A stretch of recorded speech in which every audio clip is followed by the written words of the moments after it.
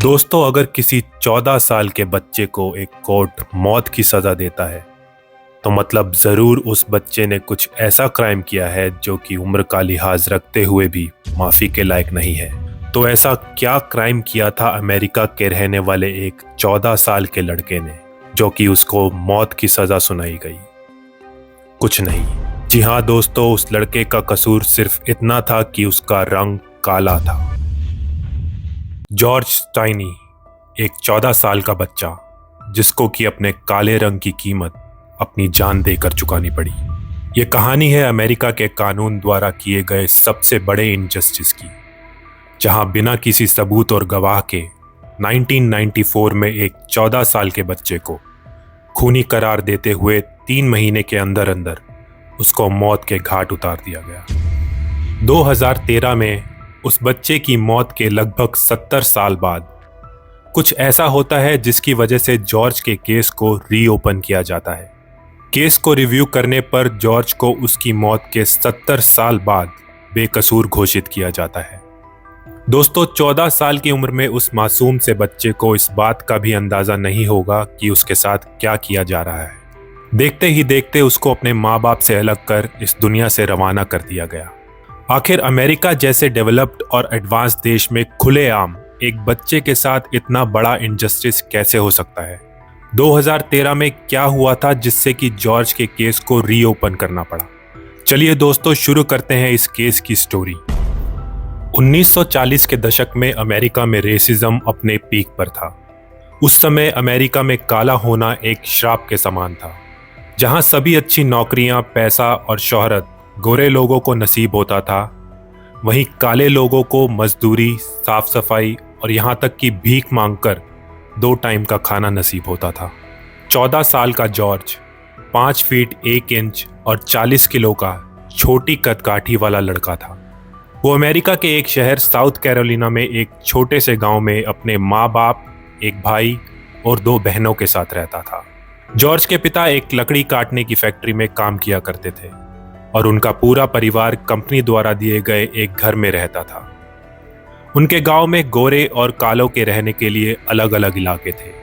23 मार्च 1944 की एक दोपहर जॉर्ज अपनी बहन एमी के साथ घर का कुछ सामान लेकर अपने घर की तरफ बढ़ रहा होता है। उसी समय साइकिल पर सवार 2 बहनें, 7 साल की एमा और 11 साल की बेटी, अलग अलग प्रकार के फूलों को इकट्ठा करने की तलाश में गांव का चक्कर लगा रही थी। ये दोनों लड़कियां अपने घर, जो कि गोरों के इलाकों में होता है, वहां से फूल ढूंढते हुए कालों के इलाकों में आ चुकी थी। यहाँ पर रास्ते में उनकी मुलाकात जॉर्ज और उसकी बहन से होती है और वो उनसे मेपॉप्स नाम के एक फूल के बारे में पूछती हैं। जॉर्ज और उसकी बहन इन दोनों लड़कियों को बताते हैं कि ये फूल कहाँ मिल सकते हैं और दोनों लड़कियां मेपॉप्स की तलाश में निकल जाती हैं। जॉर्ज और उसकी बहन भी अपने घर की तरफ बढ़ जाते हैं। अगले दिन गांव में खबर फैलती है कि 2 लड़कियां, एमा और बेटी, लापता हो गई हैं। ये खबर फैलते ही पुलिस के साथ साथ गांव के कुछ लोग भी इन दोनों लड़कियों को ढूंढने निकल पड़ते हैं, जिसमें जॉर्ज के पिता भी शामिल होते हैं। इन सब के बीच जॉर्ज खुद आगे आकर पुलिस की मदद करने के लिए उनको बताता है कि उसने उन दोनों लड़कियों को देखा था और उनसे बात भी की थी। 14 साल के इस मासूम बच्चे को क्या पता था कि उसकी ये मासूमियत ही उसकी जान ले जाएगी। उस दिन तो लोगों के हाथ कुछ नहीं लगता है, लेकिन अगले दिन सुबह एमी और बेटी की लाश एक नाले में पाई जाती है। एमा और बेटी के सर पर कई बार हथौड़े से वार किया गया था, जिससे कि दोनों की मौत हो गई थी। मेडिकल रिपोर्ट में कोई भी सेक्सुअल असॉल्ट का मामला सामने नहीं आया। पूरे गांव में दहशत का माहौल छा गया था और लोग इन 2 मासूम बच्चियों के मर्डर होने से काफी गुस्से में थे। पुलिस के ऊपर हत्यारे को पकड़ने का बहुत ज्यादा दबाव बन चुका था। जब काफी दिनों तक पुलिस के हाथ कुछ भी नहीं लगता है, तब उनका ध्यान जाता है जॉर्ज की तरफ, जिसने कि आखिरी बार एमा और बेटी को देखा था।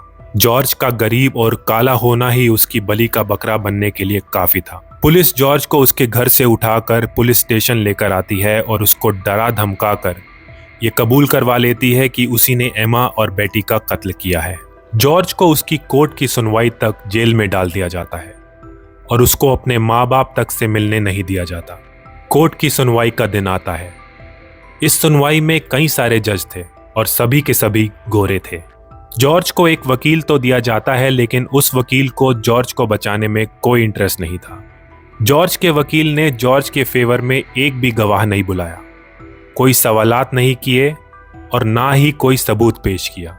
जॉर्ज के खिलाफ कोर्ट में जबरदस्ती लिया गया कन्फेशन और कुछ विटनेस थे जिन्होंने कि सिर्फ जॉर्ज को उन लड़कियों से बात करते देखा था।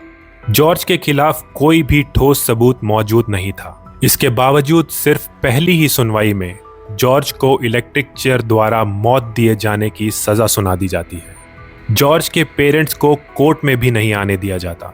14 साल का जॉर्ज अपनी मौत की तरफ अकेले ही बढ़ रहा था। जब यह खबर अमेरिका में फैलती है कि एक काले लड़के ने 2 गोरी लड़कियों का मर्डर किया है, तब गोरे लोगों की कम्युनिटी में गुस्सा फैल जाता है। जगह जगह काले लोगों पर हमले किए जाते हैं।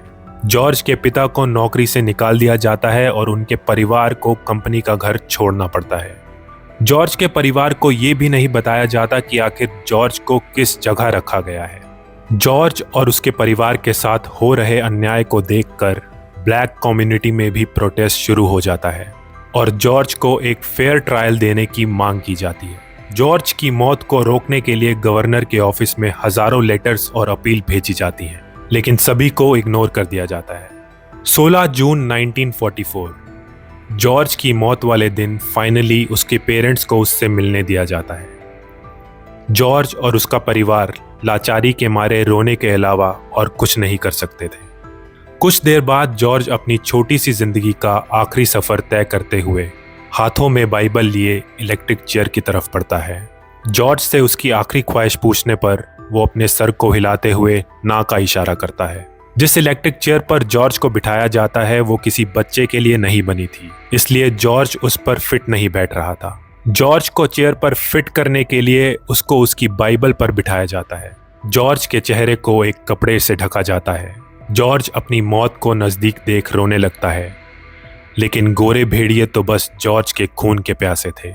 उन पर जॉर्ज के रोने का क्या ही फर्क पड़ता। आखिर वो पल आता है जब जॉर्ज को इलेक्ट्रिक शॉक दिए जाने का सिग्नल दिया जाता है। 2500 वोल्ट्स की बिजली जॉर्ज के शरीर में दौड़ने लगती है। जॉर्ज की आंखें बाहर आने लगती हैं और उसके मुंह से झाग निकलने लगता है।